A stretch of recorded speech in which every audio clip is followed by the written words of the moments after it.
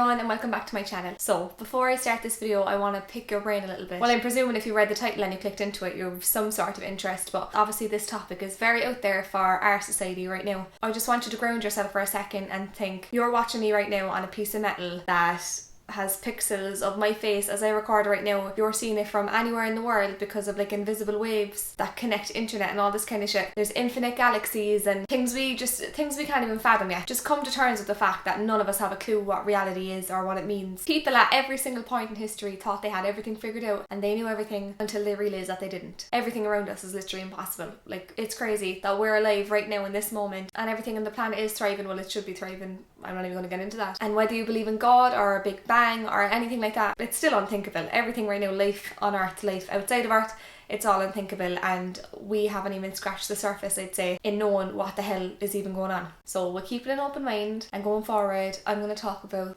the law of attraction. So it's gained a lot of popularity over the last couple of years. Like, everyone talks about it, people quote it, and everyone's watched The Secret, and Conor McGregor loved it, like, woo, law of attraction, right? But the amount of people that actually truly in their heart and soul believe it and who put it into practice is a lot smaller than the people who like to talk about it. And I know that because I used to do that myself. I used to preach it and talk about it before I actually sat down and put it into place. I was kind of hesitant about putting this video out because a lot of people think of the law of attraction and they're like, well, you don't have like a multi-million company and you don't have a huge social media presence, and if the law of attraction worked then you'd have all those things, and that's just not how it works. For some people it is. If that's your goal, if that's your drive and that's what you're working towards and you've gotten really good at it, yeah, you can attract those things. But the law of attraction doesn't just work for rich people, and the law of attraction isn't just success stories of people who made it, and it's not just those people who get to talk about it, and that's why I want to talk about it today. We attract things every minute of every day. Everything around you, every situation you've been through today has been attracted to. Just to put it simply to begin with, the law of attraction is positive thinking and positive vibrations. What you focus on is what you attract into your life. And you might be thinking, well, I do want money, I do want to lose weight, and if I really want them so bad, why don't I have that in my life? Because the law of attraction works off positive thoughts and positive vibrations. When you come at these desires from a place of lack and like desperation, all you're going to get back is lack and desperation, if you get what I mean. In The Secret they put it into a kind of scenario as if you are ordering something online. So you put out the order, you get the order back, and the same goes for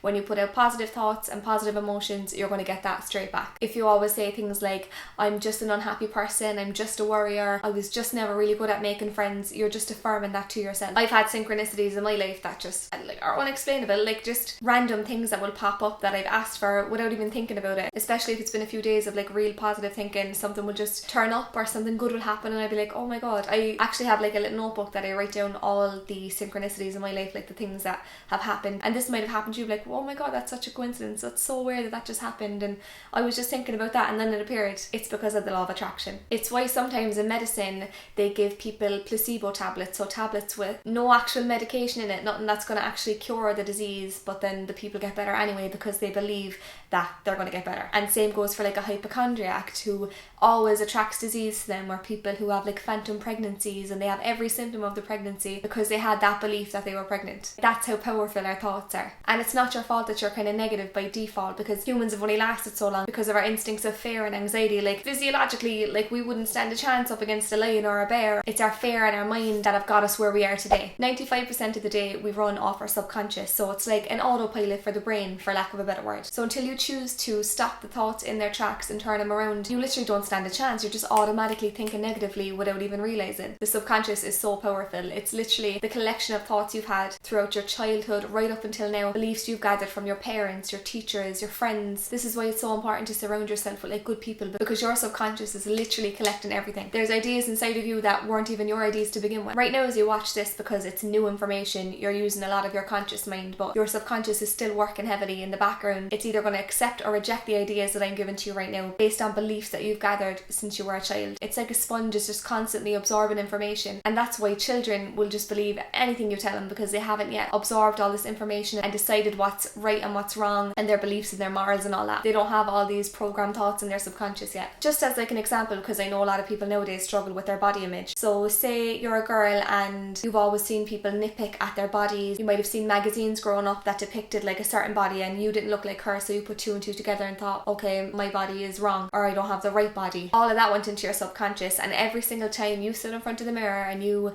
sucked in your tummy or you pulled out your clothes on a night out to try and make yourself feel more comfortable, every time you felt bad about your body, you were just ingraining it into your subconscious more and more. And that's why people find it so hard to just love their bodies, even though it doesn't look like a Kardashian or an Instagram model. People find it so difficult to just believe that we don't all have to look like this. And that goes for all of us as a society. Like, we have this in our subconscious because of the media. We believe that this is a certain look. Anyway, I'm going off topic. Moving on. And your subconscious has the power to actually halt you in your progress. So just for an example, when I was in weight loss groups, I used to see at least one person every week so upset because they really wanted it. The same situation would keep happening. They'd be like, I just don't know what it is. I keep going off track and I just feel like I don't even have control over myself. So your subconscious is actually pulling you back from achieving your goals because deep down you believe you're not that person. You're the person whose body isn't fit and isn't healthy. And I know that was a little bit of a tangent, but your subconscious is so important to manage first and before you can start really using the law of attraction in your favour. Now, the good news is you can actually reprogram your subconscious. So the real way to change your subconscious is just through repetition. Through repetition. At first you might not believe it when you say, I have a lot of money, I look brilliant, I'm beautiful, and I'm kind, and I'm patient. Like, when you say it first, you have this gut feeling that like,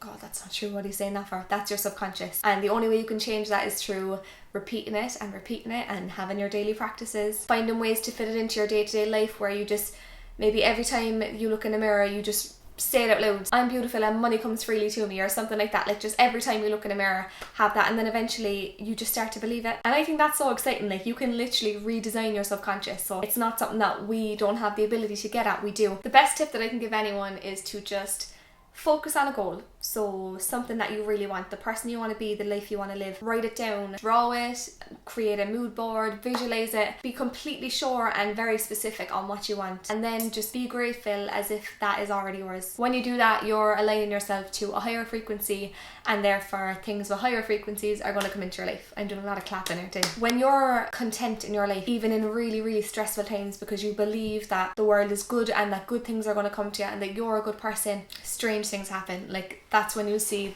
the biggest results with the law of attraction, is when you just are content even in really stressful and really hurtful times. Like, we have it all wrong. We think that the outside world is what's gonna affect our inside world, when actually it's our inside world that affects our outside world. But the universe can help you if you turn your back on it and decide to live a life of fear instead of living a life of love. You can only experience the flow of the universe when you align yourself to it and choose to see the best in every situation, in yourself and in other people. Now, just to get to like the sciencey part of the law of attraction, which I think is so cool, quantum physics, for someone who just did biology in secondary school. But anyway, so the observer effect is the idea and the fact that matter changes depending on how it's observed. So if you ever heard of the double slit theory, where it was almost as if the particle knew that it was being observed and acted differently. It literally changed how it behaved depending on how it was observed. And to this day, they just put it down to the fact that all possibilities exist in an endless field, and when we focus or decide on a reality, we collapse the waveforms. Basically, we choose our reality. All possibilities exist, and how we observe these things, that's what brings it into existence. So that's basically the gist of what the law of attraction is. And I'll do another video in the future on my tips to actually manifest things. That's the idea behind the law of attraction. The things you put out are the things you get back. If you're a positive person, you receive positive things.